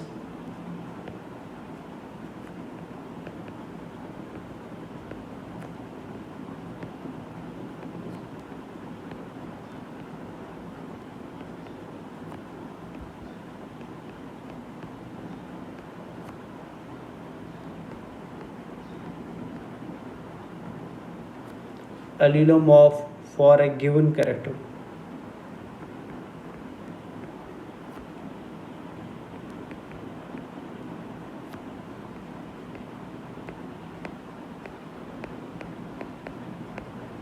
for a given character, so that automatically means बेटा कि जैसा एक पर्सन के अंदर बेटा जीनोटाइप होगा वैसा ही उस पर्टिकुलर पर्सन का क्या होगा, उस पर्टिकुलर पर्सन का एलिलोमॉर्फ भी होगा। Just 1 minute. ओके, ठीक है ना। तो मीन्स बेटा फॉर एग्जांपल जो एक पर्सन का जेनेटिक कॉन्स्टिट्यूशन होगा वही उसका क्या होगा बेटा, वही उसका एलिलोमॉर्फ कंडीशन भी होगा। तो हमने ऑलरेडी देखा है कि एलिलोमॉर्फ कंडीशंस कितनी थी, 3 प्रकार की थी। तो ऑटोमेटिकली दैट मीन्स बेटा कि जीनोटाइप भी क्या होगा, 3 टाइप्स का होगा। क्लियर है ना। So for one character of interest बेटा 3 तरीके के जीनोटाइप्स आपको मिले, बिकॉज जैसे ही एक कैरेक्टर ऑफ इंटरेस्ट के लिए 3 एलिलोमॉर्फ्स हो सकते हैं, सेम तरीके से बेटा एक कैरेक्टर ऑफ इंटरेस्ट के लिए क्या हो सकते हैं, 3 तरीके के जीनोटाइप्स भी हो सकते हैं। So for one character of interest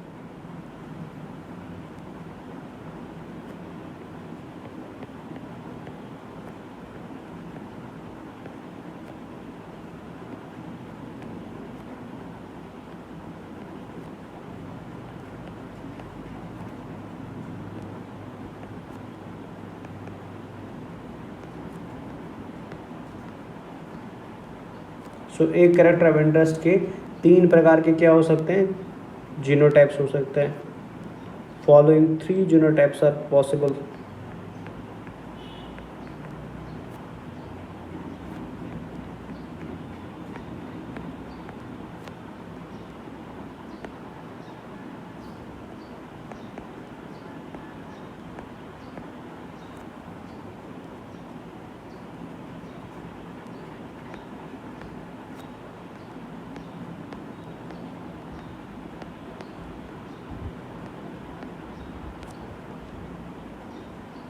तो क्या क्या हो सकते हैं वो तो हमको ऑलरेडी पता है। They can be homozygous dominant,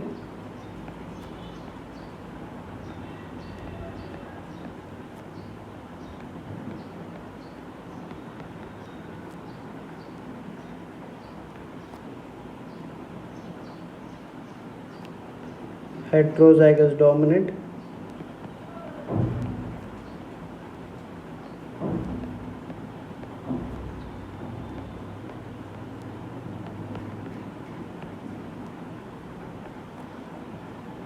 or that can be homozygous recessive।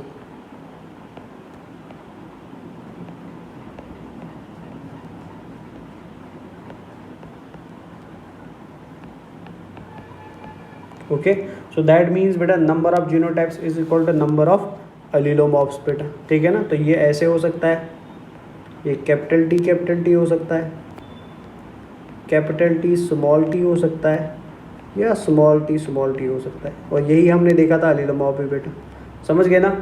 तो मतलब नेचर के अंदर बेटा 2/3 जो होते हैं वो क्या होते हैं, वो डोमिनेंट जीनोटाइप्स होते हैं, एंड 1/3 जो होता है बेटा वो क्या होता है, वो रिसेसिव फिनोटाइप होता है। तो अगर मैं यहाँ पे इसको ऐड भी कर दूँ तो नेचर के अंदर बेटा आपको क्या मिलेंगे,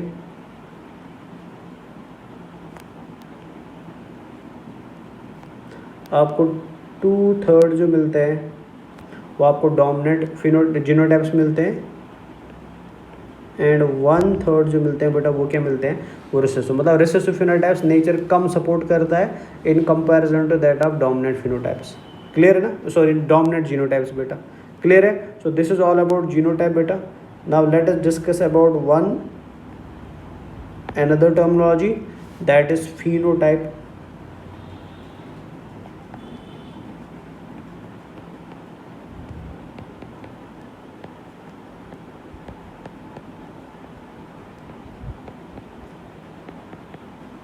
फिनोटाइप, अब ये फिनोटाइप क्या चीज़ है, अब जीनोटाइप तो बेटा हमारा जेनेटिक सेटअप हो गया कि अंदर से हमारे जीन्स कैसे हैं। क्लियर है ना।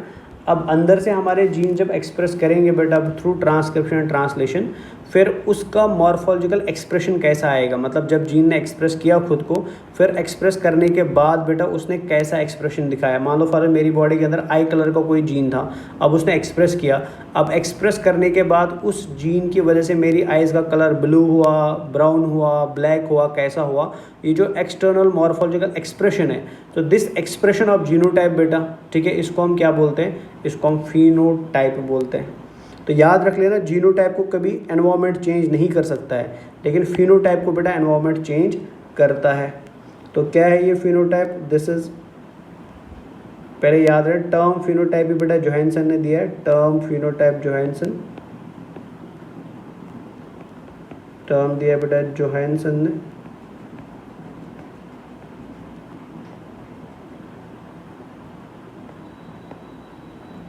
क्लियर, क्या है ये फिनोटाइप, इसको एक्सप्लेन कैसे करेंगे। तो याद रखना है बेटा morphological expression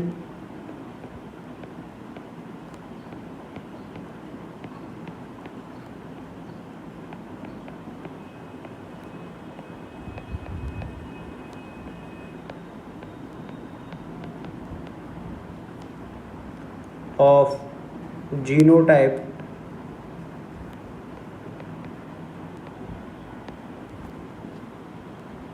along with direct effect of environment।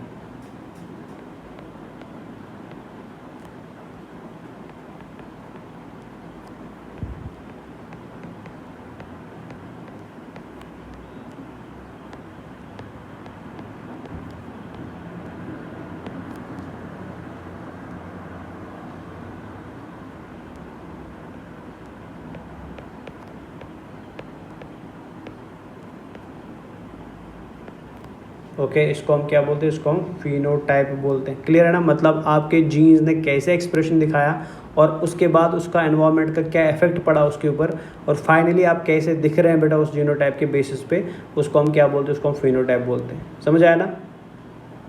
या आप ऐसे भी बोल सकते हैं फिनोटाइप जो है वो रिप्रेजेंट करता है external appearance of A gene. Phenotype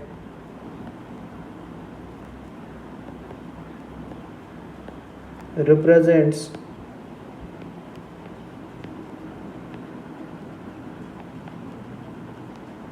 external appearance of a gene।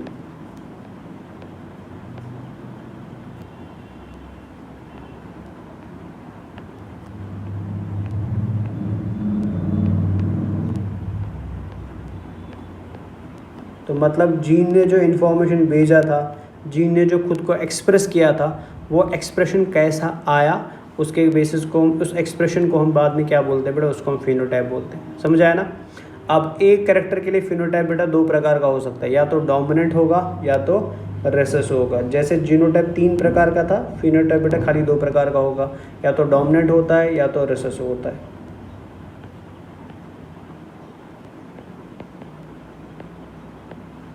Phenotype for one character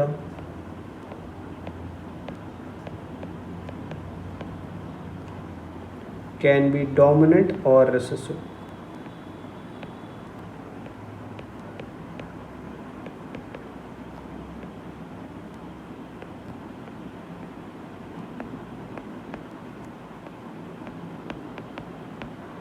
मतलब क्या है इसका मतलब ये है कि फॉर एग्जाम्पल अगर जीनोटाइप कैपिटल टी था, कैपिटल टी स्मॉल टी था और स्मॉल टी था, ठीक है ना।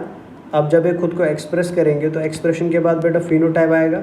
इन दोनों का फिनोटाइप कैसा आएगा? इन दोनों का फिनोटाइप टॉल है और टॉल डोमिनेट होता है, ओके। और इसका क्या आएगा? इसका ड्वार्फ आएगा। एंड ड्वार्फ क्या होता है? ड्वार्फ रिसेसिव होता है। तो मतलब फिनोटाइप दो ही प्रकार के हो सकते हैं in case of Mendelian genetics, या तो डोमिनेंट होगा, या तो रिसेसिव होगा, या तो टॉल होगा, या तो ड्वार्फ होगा। लेकिन जीनोटाइप क्या हो सकता है? जीनोटाइप 3 डिफरेंट तरीके का हो सकता है। समझ गए ना? So this is all about बेटा genotype, phenotype and other terminologies. तो आज का क्लास में इधर ही फिनिश कर देता हूँ, वरना फिर लंबा हो जाता, फिर वे अपलोड नहीं हो पाता। तो नेक्स्ट क्लास में हम पढ़ने वाले हैं कि मोनोहाइब्रिड क्रॉस का मतलब क्या है, डाईहाइब्रिड क्रॉस का मतलब क्या है, जीनो कॉपी किसे बोलते हैं, फिनो कॉपी किसे बोलते हैं, टेस्ट क्रॉस का मतलब क्या है, बैक क्रॉस का मतलब क्या है, ट्रू ब्रीडिंग लाइन्स किसको बोलते हैं, चक्कर बोर्ड और पनेट स्क्वायर क्या चीज़ है, ठीक है ना। और इसके अलावा बेटा हम देखेंगे कि मोनोहाइब्रिड डाईहाइब्रिड क्रॉस के रेशियोज़ क्या होते हैं। क्लियर है? सो टिल देन पढ़ते रहिए बेटा, मेहनत करते रहिए। तो हम इंशाल्लाह मिलेंगे नेक्स्ट क्लास में with other part of genetics. Clear है? Thank you guys.